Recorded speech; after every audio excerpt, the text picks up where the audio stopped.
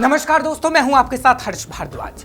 जम्मू कश्मीर में भारतीय जवानों पर आतंकी हमले बढ़ते ही जा रहे हैं। उधमपुर के डूडू बसंतगढ़ में आतंकियों और सुरक्षा बलों के बीच एक बार फिर मुठभेड़ हुई, जिसमें सीआरपीएफ और जम्मू कश्मीर पुलिस के एसओजी के संयुक्त दल पर हमला हुआ।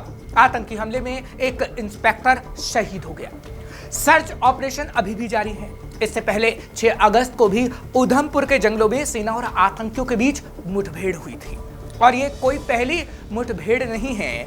लगातार आतंकी सेना और आम लोगों को निशाना बना रहे हैं। अब ऐसे में जम्मू कश्मीर में विधानसभा चुनावों की तारीखों का ऐलान हो चुका है। एक वक्त जो 1990 का था, तो लगा कि कश्मीर में कभी लोग लोकतांत्रिक प्रक्रिया यानी चुनावों में हिस्सा ही नहीं ले पाएंगे, क्योंकि 1990 के बाद से ही सुरक्षा बलों के लिए जम्मू कश्मीर में चुनाव कराना कोई आसान बात नहीं रही है। क्योंकि आतंक और दहशत के साए में जब जब चुनाव हुए, जब जब कई लोगों को आतंकियों ने मौत के घाट उतारा, और एक बार फिर जब जम्मू कश्मीर में चुनावों की तारीखों का ऐलान हो गया है, चुनावों की तारीख नजदीक आ रही है, तो सवाल उठ रहे हैं कि जिस तरीके से लगातार आतंकी हमले हो रहे हैं और सेना के जवान और अधिकारी मारे जा रहे हैं, उसको देखते हुए इलेक्शन कराना कितना मुश्किल काम होगा। क्योंकि जैसे ही जम्मू कश्मीर विधानसभा चुनावों की तारीखों का ऐलान हुआ, वैसे ही एक और आतंकी हमला हुआ। ऐसे में ये सवाल उठ रहा है कि चुनावों की तारीखों का ऐलान तो हो गया है, लेकिन आतंकी साए में ये चुनाव होगा कैसे और सुरक्षा बलों के लिए कितनी बड़ी ये चुनौती होने वाली है। सवाल तो ये भी उठ रहा है कि जम्मू कश्मीर में जब आतंकवादियों के ढेरों मददगार हैं, कई आतंकी उन मददगारों की वजह से छुपकर बैठे रहते हैं और आतंकी हमला करने की फिराक में हैं, फिर आखिर कैसे जम्मू कश्मीर में चुनाव होंगे? क्योंकि चुनावों का ऐलान होने के साथ ही जम्मू कश्मीर में आतंकी भी राजनीतिक दलों के नेताओं कार्यकर्ताओं को निशाना बनाने के अपने षड्यंत्र में जुट जाते हैं। लोगों को चुनावी प्रक्रिया से दूर रहने का फरमान सुनाया जाता है और चुनाव बहिष्कार का अभियान भी चलाया जाता है। ऐसे में तो सुरक्षा बलों के लिए दोहरी चुनौती हो जाती है। जम्मू कश्मीर के नेता जैसे उमर अब्दुल्ला, महबूबा मुफ्ती, फारूक अब्दुल्ला समेत कई नेता कई बार अपनी चुनावी रैलियों के दौरान आतंकी हमलों में बाल बाल बचे हैं।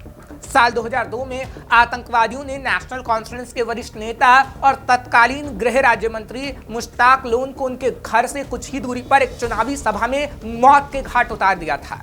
हालांकि जम्मू कश्मीर में हालात धीरे धीरे ठीक हो रहे हैं, लेकिन आतंकी हमले नहीं रुक रहे हैं। सेना के अधिकारियों के मुताबिक आतंकी संगठनों में स्थानीय भर्ती घटी है। अप्रैल से जून के दौरान हुए लोकसभा चुनाव में जम्मू कश्मीर में बीते 35 साल के दौरान अब तक के सबसे शांत और सुरक्षित मतदान हुए। अगर पहलगाम और शोपियां में हुए 2 आतंकी हमलों को नजरअंदाज कर दिया जाए, तो कोई अन्य आतंकी वारदात नहीं हुई, कहीं पथराव भी नहीं हुआ।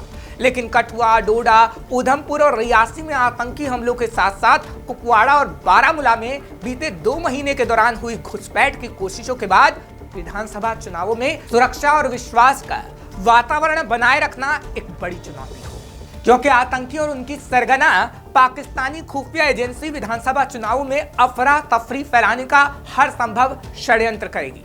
जम्मू कश्मीर मामलों के जानकार और वरिष्ठ पत्रकार का कहना है कि लोकसभा और विधानसभा चुनाव दोनों को एक ही तराजू में नहीं तौल सकते। ये जम्मू कश्मीर में 5 अगस्त 2019 के बाद पहला विधानसभा चुनाव होने जा रहा है, इसलिए इन चुनावों में खलल डालने के लिए आतंकी हर संभव प्रयास करेंगे। विधानसभा चुनाव में प्रत्याशियों की संख्या लोकसभा चुनाव की तुलना में कहीं ज्यादा होती है और स्थानीय लोग भी इन चुनावों में ज्यादा दिलचस्पी लेते हैं। इसलिए इस विधानसभा चुनाव को सही माहौल में कराना बड़ी चुनौती होगी। यहां आपको बता दें कि जम्मू कश्मीर में 90 विधानसभा क्षेत्रों में आधे से ज्यादा संवेदनशील और अति संवेदनशील श्रेणी में आते हैं। लगभग 70 विधानसभा क्षेत्र आतंकवादियों के प्रभाव वाले हैं। अगर औसतन एक विधानसभा क्षेत्र में 5 उम्मीदवार भी हों, तो 90 विधानसभा क्षेत्रों में उनकी संख्या 450 होगी। हर एक की सुरक्षा में कम से कम 2 सुरक्षा कर्मियों से लेकर 20 सुरक्षा कर्मी आतंकी खतरे के आकलन के आधार पर तैनात किए जाने की जरूरत पड़ेगी। हर मतदान केंद्र की सुरक्षा के लिए भी 50 से 100 सुरक्षा कर्मियों को तैनात करना पड़ेगा। इसके अलावा चुनाव प्रचार के समय भी प्रत्याशियों और उनसे जुड़े कार्यकर्ताओं की सुरक्षा को सुनिश्चित करने और किसी भी आतंकी हमले से निपटने के लिए भी सुरक्षा बंदोबस्त चाहिए होंगे। एक भी आतंकी हमला चुनाव प्रक्रिया को भंग कर सकता है। जिस तरीके से आतंकवादियों ने बीते कुछ महीनों में अपनी गतिविधियां बढ़ाई हैं, उससे डर का माहौल बना हुआ है। इससे मतदान प्रभावित होने की संभावना जताई जा सकती है, लेकिन ये सिर्फ संभावना है। ऐसा होगा या नहीं होगा, ये तो आगे आने वाला वक्त ही बता पाएगा, क्योंकि जम्मू कश्मीर में चुनावों की तारीख बेहद नजदीक है और अगर जम्मू कश्मीर के ये विधानसभा चुनाव सही तरीके से हो जाते हैं तो इसे एक बड़ी कामयाबी ही कहा जा सकता है। फिलहाल आपको ये खबर कैसी लगी हमें कमेंट सेक्शन में जरूर बताइए। खबर को शेयर करना मत भूलिएगा। तमाम खबरों के लिए आप देखते रहिए श्रेष्ठ भारत।